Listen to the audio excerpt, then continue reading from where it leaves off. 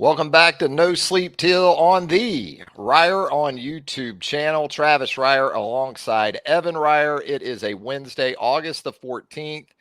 Ev, I was out there this morning. We're going to get into it. The first of two joint practices between the Jacksonville Jaguars and the Buccaneers of Tampa Bay. So, plenty to talk about on that front. We're going to tie it in too with you from last Saturday's preseason win over the Kansas City Chiefs for the Jacksonville Jaguars. Want to get your thoughts on some of those things as well. But man, it's all happening here, Evan, in a span of about 4 or 5 days. Yeah, it's really starting to ramp up. We talked about, I think last time, just yeah, wow, football's actually upon us. But now we're really getting into the nitty gritty in terms of preparations for the regular season. I mean, this is the time, this past weekend and then now this week with these joint practices. That's when you're really starting to see what, at least the signs of what you're going to see in the regular season. Yeah, good crowd out there as you might expect at the Miller Electric facility on of course, steamy Wednesday morning. And again, just cool to see both these teams working together. Really cool in terms of the perspective the fans were provided because you've got that bleacher seating area in the one end and the south end there of the practice fields. And when they got going with some 11 on 11, you had the Bucks first team offense against the Jags first team defense on the left practice field. You had the Jags first team offense and the Bucks first team defense on the right practice field. It was really a perspective I've never experienced before, but we'll talk about kind of what came out of the practice. I think first and foremost, it looked like really for both teams, they came out of this thing in pretty good health. That's the biggest thing I think, Ev, when you go into one of these situations over a couple of days. You just want to get good work done and be able to make continued evaluations, but especially where your frontline guys, you don't want to see guys go down. I think Jacksonville held out a guy like Christian Kirk today. Didn't seem to be much wrong with him. We just didn't see him on the practice field. That's always at the top of the to-do list for me anyway. Yeah, I don't mind that at all. Christian Kirk's not in need of extra reps, I don't think. So as long as it's not a running thing, then yeah, there's no worries at all. If we get to tomorrow and he's still not fully active, you kind of go, but yeah, no worries there. And yeah, following the tweets and different stuff this morning, it seemed like everything that was, there were a couple scares, there were a couple like, you don't want to see him down, but everybody was pretty much coming back in short order. So it's what you want to see.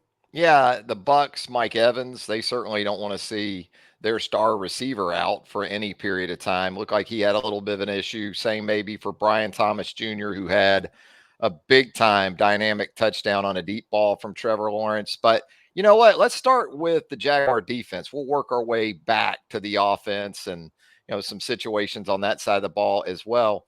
And that's secondary, right? I think you kind of have to start there. We've even seen some continued work in terms of acquisitions here in the last couple of days, bringing Gibson, a veteran, back into the fold at the safety position. But that secondary, a couple things. It looks like it's been pretty rubber stamped so far in camp with the corners, Ronald Darby. Also, Tyson Campbell had some nice stuff he did against Mike Evans today, too. Your safeties, Andre Cisco, Antonio Johnson with Andrew Wingard out. And then Yeah. that nickel being Darnell Savage. It was interesting today, though, because they went dime and we saw the same corners, but we saw Jarian Jones at the nickel. We saw Antonio Johnson at the dime, and Darnell Savage dropped back to safety to play alongside Andre Cisco. So still a lot of combinations to consider when they go from base, nickel to dime. Well, that's kind of what I was saying last week or the last time that we talked about this was that I think that they want to see if Antonio Johnson can be relied on out on that nickel spot. And then, but they know that they can move Savage back and forth or what have you. So, honestly, that is a huge tool. To be able to have some flexibility there, if you do run into injury issues, if you do, run into just quality of performance issues, the fact that you have guys that are comfortable kind of moving around is really useful, especially since, we already know that Dewey Wingard's going to be out for at least the first 6 weeks. And then, it's fun to have Tashawn Gibson back, but he's also suspended for the first 6 weeks. So, no, that's it's nice to hear. But in terms of overall, quality of play, what were you seeing from the secondary? I thought there were continued flashes. Again, I thought Tyson and some limited opportunities look like the franchise corner that you've paid him to be. He had a really nice late pass breakup.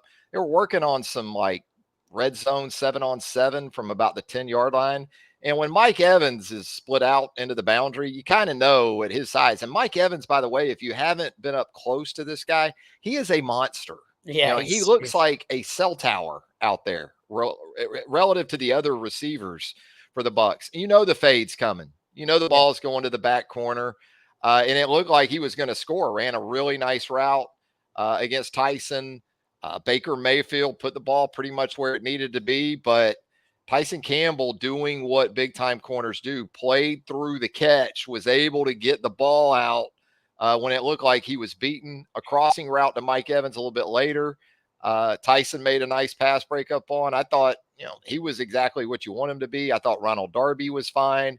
I thought the secondary was okay. I think what you hit on, though, with Antonio Johnson right now, anyway, is sort of the key to everything, and that's trust. And we've talked about that before here on the program.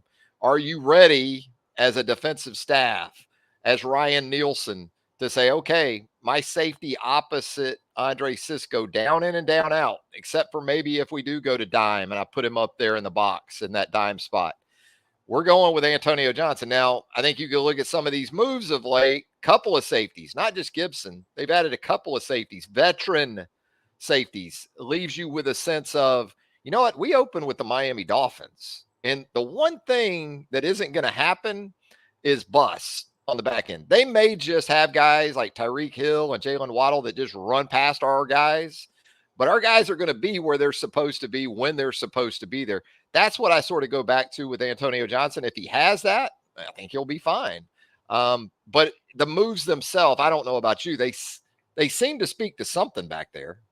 No, I wouldn't even be surprised if the Jags kind of overload on the opening 53-man roster with secondary guys. Maybe they cut a younger option, that a guy that they think that they, in terms of like maybe, somewhere else on the team that they think won't, get picked up on the waiver wire, put them on the practice squad, and then they do some funky stuff in the following weeks when they're, maybe not feeling like they need that many secondary guys, or they don't need to see who can stick around because, as we'll probably touch on in a little bit, Terrell Edmonds had a phenomenal performance in that preseason game. So you got a lot to think about when it comes to that 53-man roster. The only other thing I wanted to touch on that you mentioned was Tyson Campbell having a good day. I wonder if there's a chip on his shoulder because I don't know if you recall, but maybe his worst performance of the season last year was against the Bucks. If I recall correctly, it was really, really rough. I think he even got benched in that game. So, it's one of those things where maybe he came out, you thought of this as an opportunity. And, shoot, you just got paid and you're up on Mike Evans. I mean, you got to show up anyways, right? So, I um, like the idea of a Tyson Campbell revenge tour. absolutely. I like the idea of that. And I'm sure Ryan Nielsen and the rest of that defensive staff does as well. And your point about Terrell Edmonds, I think, is a good one because he absolutely brought the hit stick against Yeah. the Kansas City Chiefs last Saturday night. And I think the concern with Edmonds, beyond sort of a reserve role, is if the ball gets thrown deep with him in Yeah. coverage, ball skills, can he make the plays you need to make in those situations at the moment of truth? I know this much. If it happens in front of him and he can get downhill like he did against the Chiefs, that is his wheelhouse. That Yeah. is what he likes to do. He's almost like an overhanging linebacker sometimes with the way he plays. But you combine what he can do on special teams as well. I thought he was good in coverage on one particular play I saw today out there. So it has been, I would say, a stock up type of situation for Terrell Edmonds. And, they've got quality options really in that secondary. I've said it before. They're going to cut some good players, I think, Yeah. in that secondary. But that doesn't mean two things can't be true at the same time. You can cut good players and still have a lot of concern about how this is all going to work out, especially with those first 4 games on the schedule. Oh yeah, I mean, at the end of the day, this team has a lot to prove on both sides of the ball, defense especially so. I mean, offense had a rough year last year, but defense really kind of let the Jags down, especially in that skid.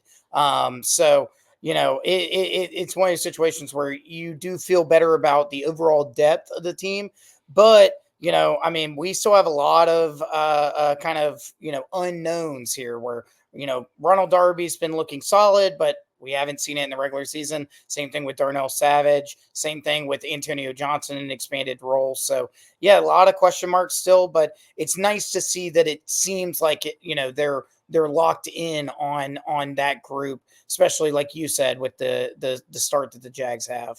Yeah, the three staples right now in that secondary certainly feel like Tyson Campbell, Ronald Darby, and Andre Cisco.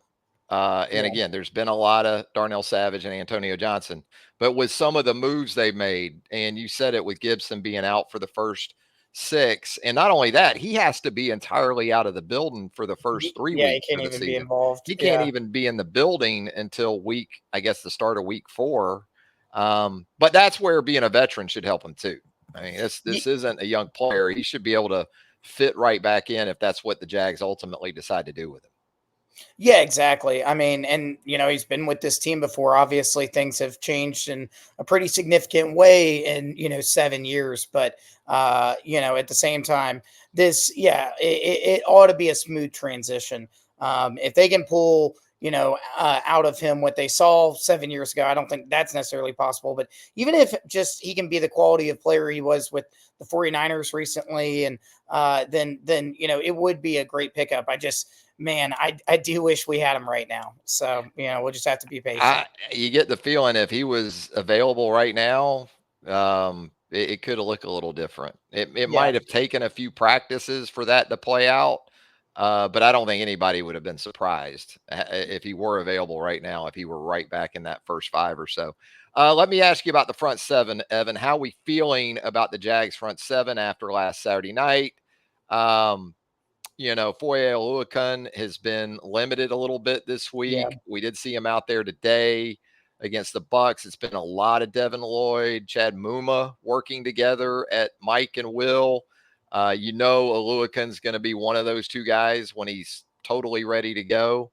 The defensive front, Eric Armstead is activated off the pup list. That's a good sign. That's a great sign, an expected sign, but you still wanted to see it sort of play out. We didn't see Eric today. I mean, there's going to be still, I would think, a ramp up process to getting him acclimated. But defensive front that right now looks pretty deep and looks like there's some nice options there. No, from what I saw of the preseason game, it seemed like, again, especially on that opening series against the Chiefs' first team offense. I mean, the Chiefs were able to progress the ball down the field a little bit, but overall, it didn't. They didn't allow the rushing offense of the Chiefs to really do anything. They kept everything in front of them, and in general, I noticed that Devon Hamilton in those snaps looked really impressive again. That's an exciting thing because when that dude has been at his best, that's been a big deal for the Jags. Other than that, I mean, I wouldn't say that there was necessarily a whole lot of super notable things, but overall, I mean, shoot, you came away with a 13-point performance, at all levels. That's pretty good. Yeah, I would say so. They got gashed early. Yeah. Pacheco got him right up the middle of the defense. Looked like Devon got blocked. Chiefs did a good job on the backers at that level, and it was pretty easy. But from that point forward, you're right. I thought Roy Robertson Harris had a sequence there, both as a run defender and as a pass rusher, where he kind of forced. It was Wentz at the time. I think this was the second series. Kind of forced Wentz out of the pocket. I wasn't able to make the sack, but Abdullah eventually did out on the corner. So there were still some positives to take from that. Boy, Armstead being in there obviously will change things to go Yeah. along with, I think, Hamilton. Then you've got Josh Hines Allen at one end. You've got Trayvon Walker at the other. The thing I hear from people a lot is, will they be able to put Trayvon inside some more so in pass rush. He's not playing the three technique in the Yeah. base, or probably even run nickel situations. But when it is time, 3rd and 10, 3rd and long, for offenses to look to throw the football, I'm with you. I'd love to see Trayvon Walker in there inside, but I don't know if you do that, who are you going to put at the other end opposite Josh Hines Allen? Maybe you're thinking it won't matter because, Trayvon will get matchups inside that he's able to take advantage of. I don't know about that. I just feel like they're one edge short right now of probably being able to do that as much as they'd like. Yeah, another guy that I believe I noticed have a good performance, and again, I didn't get to watch the whole game. I watched highlights, unfortunately. Was Travis Gibson seemed to perform pretty well when he got on the field in that game. That's a guy that's supposed to be able to help out on the edge. Ideally, if he can step up, if he can have that, if he can kind of replicate that 6 sack season that he had with the Titans, I think a couple of years back, then potentially it could be him. But really, again, I think that if there was any place that I would want the Jags to make a trade, before the trade deadline, I think that adding another edge rusher would probably make the most sense. I mean, they've got the $27 million in salary cap available. I mean, if they have the ability to do it, and on the defensive side of the ball, that is still. I don't know. I think that's probably even more important than adding another guy to the secondary, and even if things are not necessarily going well, because at the end of the day, pass rush dictates everything else in that sense. Yeah, I'm almost to the point where I'm ready to see Devin Lloyd coming off an edge. If Yeah, you go to your dime pass rush package and you keep Foye there in the middle and you got 6 defensive backs behind it, I think Devin Lloyd, one way or the other, is going to be, as it sits right now, he will be the Jags' third most effective pass rusher behind Hines Allen, behind Trayvon Walker. And I say that because I think as a blitzer, this guy can be a real problem. Watching him in some of the running back linebacker pass protection drills, kind of feel for ETN and Bigsby and Johnson and the rest of those guys because he is very effective. And I think that's where he could help things. That's not to say I don't think Eric Armstead won't contribute in the pass rush. You're obviously expecting that. But I think between Armstead, Hines Allen, Walker, and then you bring a guy like Lloyd in some form or fashion, then I think you got more accountability for offenses across the board when you do get after the quarterback. for sure. No, I mean, I definitely love the idea of Lloyd being more involved in that sense. But I think the Jags also just have to account for the fact that they probably do also want him, in coverage in those situations. I mean, he's probably their most athletic linebacker, really. I mean, in terms of just pure speed. So it's a little bit of a conundrum, I mean, it may it I don't know, man. It's really tough. I also have stars in my eyes about this whole trade idea because Hassan Reddick put in that trade request recently, Saw that. and it's like, yeah, you got if you trade for him, you got to pay him. But I mean, are You're you in your really going to be window. mad You're in about your window. paying? Yeah, I'm just saying, like, if you wanna go for it, this is the Yeah, moment. But I yeah, no, feel you. if they don't do something like that, I think Devin Lloyd is the only clear upfront answer that they have in terms of trying to kind of facilitate a third down rush package or otherwise. Yeah, I'm not saying he's Micah Parsons Yeah, like 2.0, but I mean the but proof is in the pudding there. I mean, yeah, he, like you said, he's dynamic, he's athletic. I love him in just go get it mode. When he's able to do that, I think he has made progress in terms of assignment, accountability, and responsibilities and things like that. But man, that's a guy I just want attacking the football as much as possible. So it will be. I'm with you too. If you feel like there's a guy out there that fits what you're trying to do, first and foremost, and you've got that room with the cap to kind of make it happen, you just signed off on all these big ticket items in hopes that this is in fact your window. This is when you're going to make yeah. your run. So this isn't rebuild mode at this point. This is, as Shad Khan has said, it's time to win. if it's not, then I don't know really what we're doing. I mean, if you're gonna pay Trevor, you're gonna commit your future, all this stuff. I mean, it's like it's time. So, speaking of Trevor, should we transition to the Let's go to offense offense. Let's do it. But I want to go OL first, and then we'll work our way because back it's a to the problem. quarterback. I don't know how we go to OL. We go to offense and don't start with the OL. I don't. I'm not as like fatalistic, I guess, when it comes to that group. You've been pretty consistent in your concerns. I'm concerned, but I'm not as concerned as much with the tackles. Look, Cam Robinson isn't Tony Baselli. Okay, we know Yeah, that, but you can win with Cam. I think. Yeah, I think you can win with Anton Harrison. What I don't know if you can win with is the interior of that offensive line right yeah. now. Is that kind of where you're at, Ev? Well, it's partially that, but also, I mean, as I was looking at tweets this morning, I was seeing that multiple reporters basically counted out 6 sacks for Trevor during team drills today. It may not just be interior; it may be all of it. I mean, it's concerning, but I mean, really, it's so clear that the interior is definitely the weaker end. I mean, it's really tough to look at Brandon Scherf right now, especially with what he makes.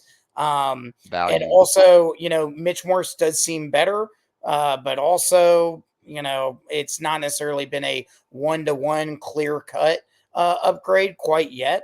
So it's I don't know. Yeah, I mean, you were there, so what did you see today? I saw some decent things at times. I'll say this too. Tampa Bay brought some pressures as well that the But Jags either weren't equipped or focusing on in those periods. They weren't making some checks in pass protection, I guess is what I'm saying. They kind of just called plays, ran plays. And if it wasn't the right play, you were probably going to pay for it. That being said, yes, I would say again, more so the interior. And when I think about pass protection too, I got to think about backs. I think there was one instance where there was a sack or what would have been a sack of, say, I think it was Trevor. And it looked to me anyway like maybe Tank Bigsby didn't get where he yeah, needed to go to pick up a linebacker. So there are different things to go into that. That all being said, yes, that offensive line, until we see different when the games count, it's going to be right at the list, top of the list of those concerns. Ezra Cleveland's still not right. Watching him today, he tried to go yeah, with that heel. They ran a toss where he had to get out and pull, and at the end of it, he was hobbling noticeably. So they're trying to roll with Blake Hance right now at guard, Sheriff. I do think Morris is an upgrade, like you said. To what extent, we're not going to know for sure, probably for a little bit. But there's definitely concerns. I will say this as it relates to the run game. I'm going to go ahead and go on record. Goal line situations are inside the 10 red zone situations. I want Tank Bigsby getting the football because yeah, the guy has been really, really good on the ball. Now, off the ball with pass protection and some of those things, I'm not sure where he's at exactly. Probably not fully formed in that regard. But man, short yardage, pressing the hole, decisive, runs with more power than you think he does when you look at him. And that's not to say Travis Etienne can't be very effective down there too, because we saw it against the Chiefs. You get him yeah, matched up on an inside linebacker, and it's game over because these poor inside linebackers, because of Etienne's speed, once he swings out, they run to the sideline because yeah. they're They don't have a worried he's choice. just sprinting to the edge and going to catch a swing and walk in. So when they do that, they're overcommitted. Then he runs that little angle route inside like he did against the Chiefs. And that's another way to help yourself in the red zone. But I thought the run game, especially with Bigsby, did some nice things against the Bucks. With Travis, probably not as much, but it just felt like we saw a ton of Bigby out there today. Yeah, and I mean, I think we really need that. I mean, I think it's critical, and one of the biggest issues for the Jaguars last year was as good as ETN is, the NFL is not a league anymore in which one running back really works. Like you have to have multiple dimensions in your rushing game. And if Bigsby can kind of be, the alternative to somebody like ETN, but still provide a sense of explosiveness, I mean, that's going to go a long way. And to the final touch point on the O line as it relates to the rushing game, they did look pretty good in that opening couple series. The guys that were out there against the Chiefs. So, maybe it's a case of good days, bad days, what have you. I know Chris Jones wasn't playing last Saturday, I'm pretty sure. So that matters, but at the same time, I'm not trying to completely dunk on them. But it helps when you have running backs that can kind of give them a little bit more leeway, guys that can, whether it's like ETN, which is, slippery, be slippery, get away, or Bigsby, which is kind of just power through it.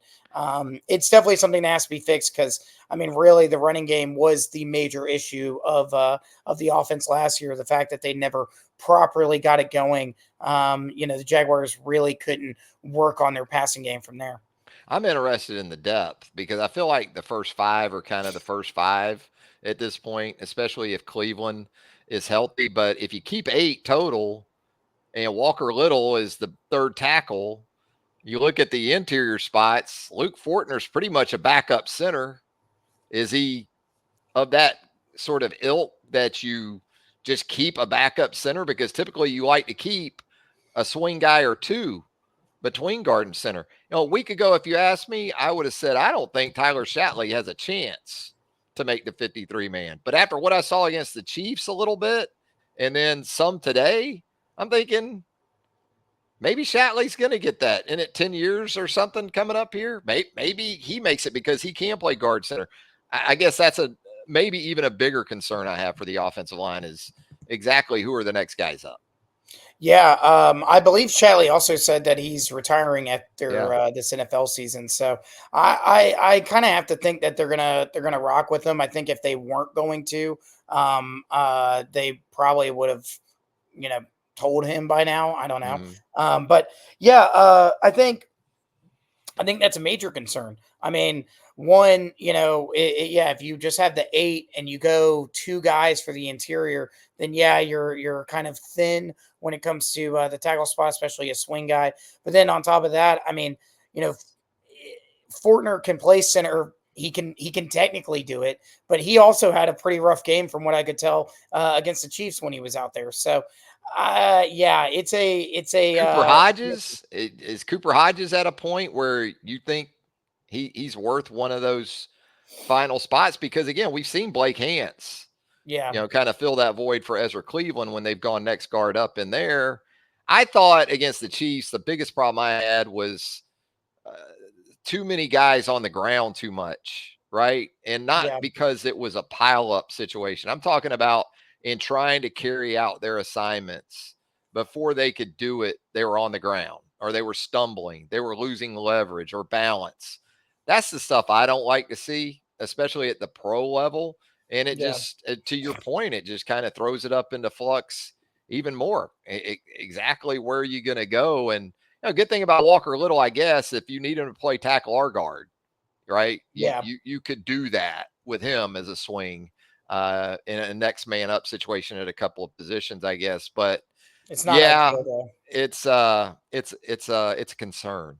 It's a Yeah, I concern. I don't mean, think there's any when doubt I about think about, I kind of phrase the Hassan Reddick thing on the defenses, like on the defensive side of the ball. On the offensive side of the ball, it's so clearly obvious that, a move for a rock solid interior option would really, really benefit this team. I mean, even if you just went and got a depth guy, that could be an extremely cost effective move because, I mean, those guys are fairly cheap to move for.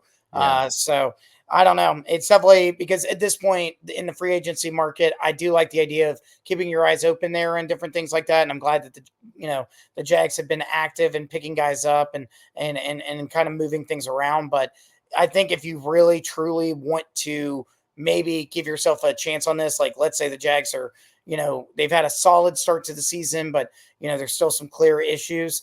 Yeah, I mean, if they could go grab a guard or just like you said, again, go get a really reliable backup swing tackle option. Yeah. That would be really nice. A topic maybe for next week's show is areas of this football team where you can see post 53 cuts from other teams, the And Jags yeah, bringing in at some spots. And for I think sure. what we're talking about when you think about when it's time to get down, everyone gets down to that 53 and guys flood the waiver wire. Um, I would think what we're talking about could be an area where we see an attempt to perhaps upgrade that situation. What about the combination of wide receivers and tight ends? If I told you they're going to keep 10 total between those two spots, and I think in that scenario, I would think more like 7 wide receivers, 3 tight ends. I think they did that a year ago. They kept Evan, obviously. They kept Farrell and they kept Strange as the 3 tight ends, and then they went a little deeper at wide receiver. I think special teams plays into that. I think Elijah Cooks last year kind of played into that. He's a guy had a nice practice on Wednesday, called a deep ball, contested deep ball from Mac Jones. Would those numbers make sense to you in that scenario? Yeah, I think three tight ends is the way to roll with this kind of squad, and also just how the Jaguars kind of see their offense just excelling. I mean, clearly, the run game is important, but this is not a power running kind of setup. I mean, this is a team that overall, does want to do a lot of quick stuff. So I think three tight ends there makes a lot of sense. If your top five receivers are Kirk, Davis, Brian Thomas Jr., Burger Washington, and let's say Duvernay. If you roll like that, I think Elijah Cooks probably makes the most sense. As if you're gonna bring another guy, probably makes the most sense, especially with how he's, like you said, performed in practice and how he's just generally looked in training camp. Um, if not, I mean, the beauty of this situation is I don't think that the Jags necessarily have a lot of guys, even though that the roster is in a decent spot. I don't think that there are a lot of guys that would get picked up on the waiver wire. So if they Mhm. decide not to roll with somebody like Cooks, and they decide to go for a fourth tight end instead, I think that Cooks could probably still come back on the practice squad. But if you go the other route, somebody like Josiah DeGara could also ride the practice squad if you only Mhm. rock three tight ends. I like that. DeGuara has done some nice things in this camp, and he looks right now to be that fourth guy.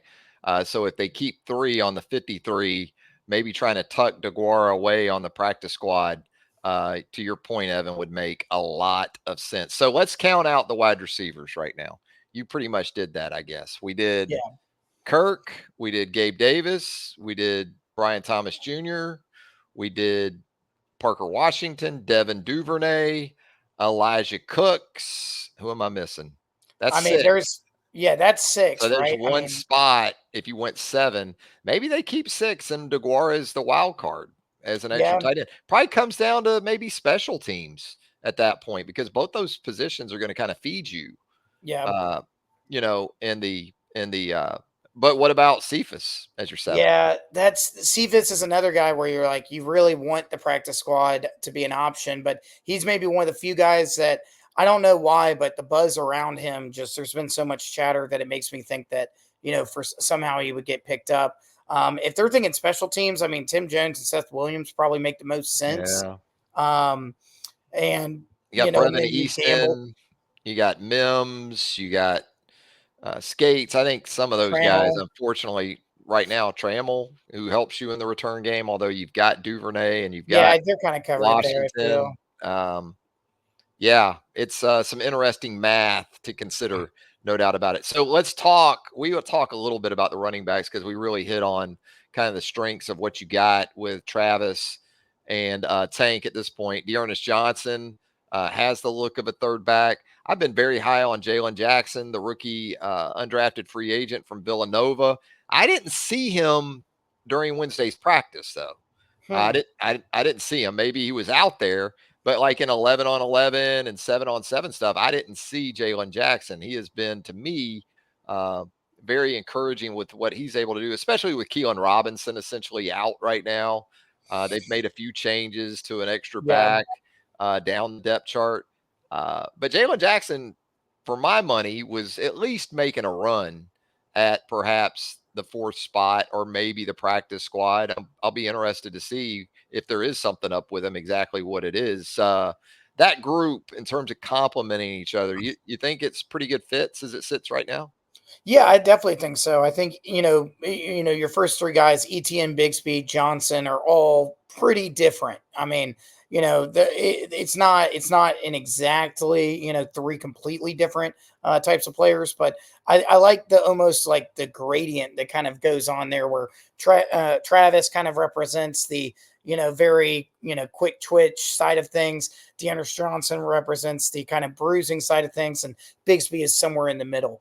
And then, with your fourth guy, whether it's Robinson or Jackson, I feel like just having someone like that feels like they can just, at least be reliable when they do get their name called is all you're really looking for. So, from there, if Jackson's kind of been the consistent guy, especially while Robinson's been kind of recovering, I think it makes a lot of sense to stick with him.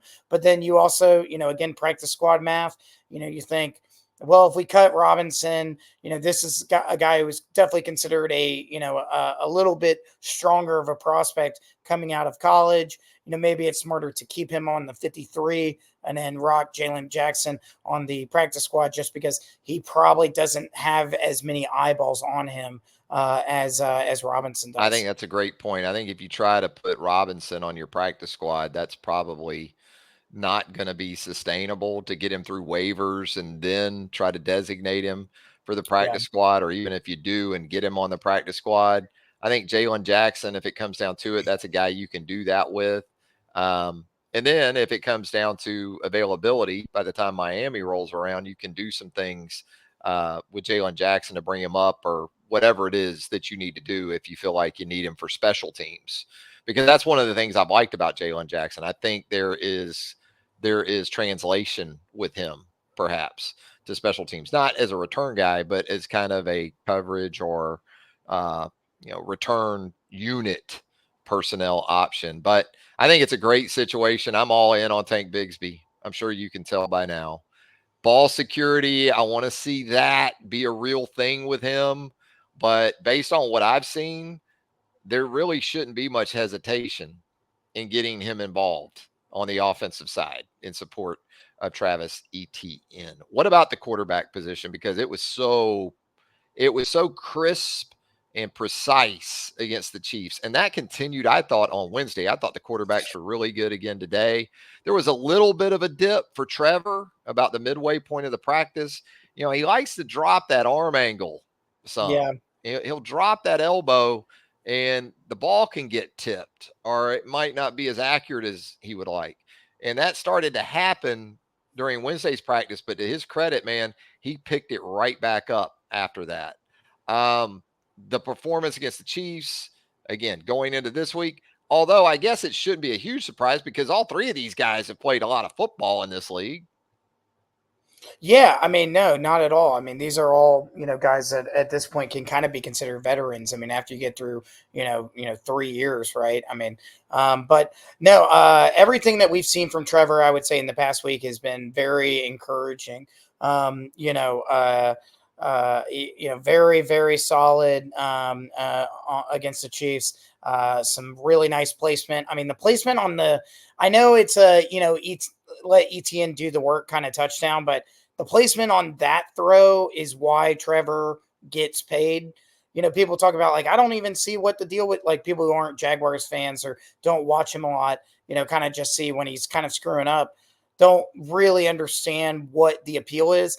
It's when he's locked in, his placement on that throw. I mean, it's literally like perfect in Yeah. motion, like no momentum lost. That is where Trevor is really exciting as a player. And it seemed like today he also did a really solid job for the most part, at the very least. And that's great. Again, the sacks thing definitely matters. Again, like the six possible sacks. But at the same time, it seems like his connection with Gabe Davis has been very solid. And then more importantly, Brian Thomas Jr., who apparently also had a really, really nice practice today. So, Yeah, maybe some protection aside. And even the protection, I guess, didn't hit me as much as maybe it did some other folks. What you wanted to see out of Trevor and those receivers, you saw it today if you were out there. I mean, came out in 11 on 11 by design, get him moving left. And I love when they get him moving by design early. Don't wait. Don't ask him to stand in there and make 4 or 5 throws or play action from the pocket. Get him on the move by design early. He's comfortable with that. That seems to get him going. They did that. They rolled him left. Just a heck of an athletic throw, man.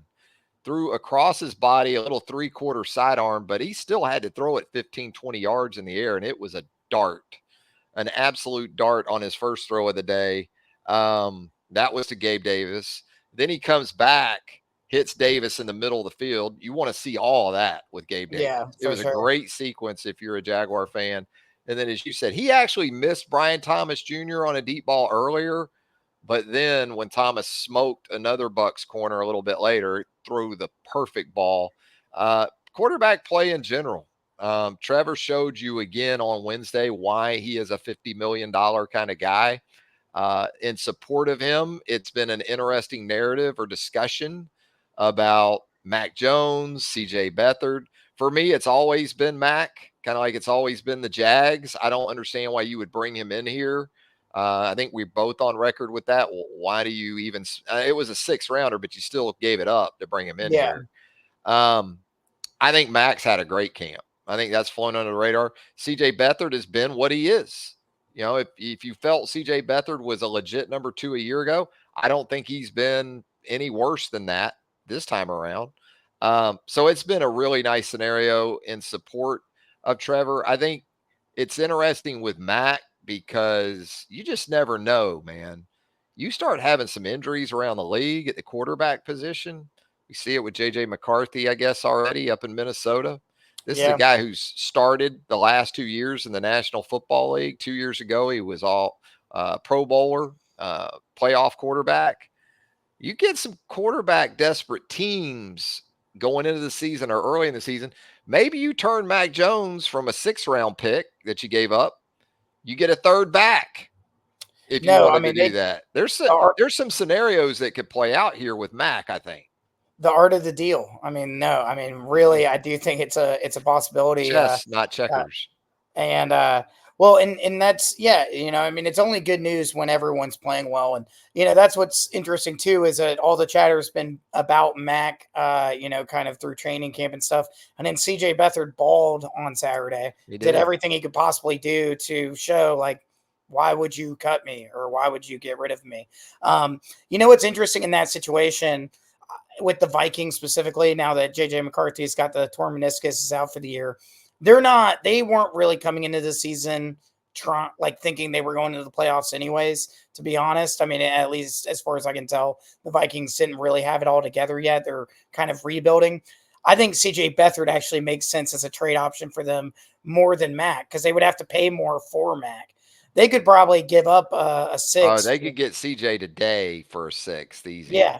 And the Jags would happily be like, yeah, Oh, for a absolutely. pick of That any would be an kind. ideal situation where they get that handled would be wild. And you get to keep your number 2, which is Yeah, Mac. exactly. Yeah. You get the Yeah. pick. Yeah, you're If I right. was the Jags, I would say, hey, CJ I for a don't think six the right Vikings though are coming for CJ. now. I No. don't know. I mean, if they Well, had to Sam go keep, Darnold. I mean, yeah, I mean, but you got to have a guy behind him. That's So, true. You still need a and backup. Sam Darnold, I mean, at the end of the day, if you put Sam Darnold in 5 starts versus CJ Beathard in 5 starts, I don't know who's going to have the better stat line. I I don't. really don't I know. agree. I I don't. mean, Sam Darnold's clearly And more you talented, know who but doesn't want to hear all this is Justin Jefferson. yeah, no, I feel for the man. I mean, he doesn't He's want in to a rough hear. spot. He wants to know we're doing everything we can to get someone to get me the football.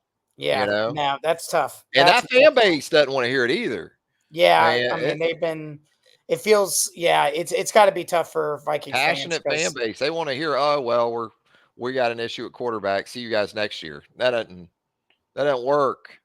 That no, doesn't it does work not. up there. Just You know. like, just kind of, I mean, honestly, it happened to the Jags. Knock on wood. I mean, we wouldn't want to hear excuses either. We'd want to hear, No, okay, well, what are you going to do? What are you going to do you're asking to people to give pay us a chance? $200 a game Yeah, for a ticket. exactly. Yeah, and that new stadium and stuff. Don't tell me in Yeah, maybe mid-August, see you next year. maybe they got to go for somebody like Mac then, somebody that very much can. Yeah, I mean it's very exciting to think about what Mac could bring as a backup here, but it is also I don't know. I'd probably be even happier to just have a really nice transaction, I think just because I want Trevor to be playing. I don't want any situation in which Trevor's not. right. But if I'm the Jags, you gotta give me something sweet Yeah, because I'm not just giving away maybe a top 2 or 3 backup in the NFL, and you're in a for position where you're thinking even a starter perhaps. That's what I would be basing it on if I was Trent Baalke. You're not asking for my backup, you're asking for your starter, right?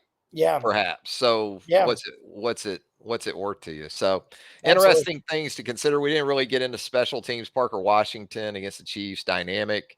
Like to see Parker take care of the football a little bit better. A couple of his plays against the Chiefs, he was down, play was up, but the ball came Still out a coming little out. bit. I still don't like to see that, No. even down by contact, any of that stuff. And I'm sure the coaching staff didn't either.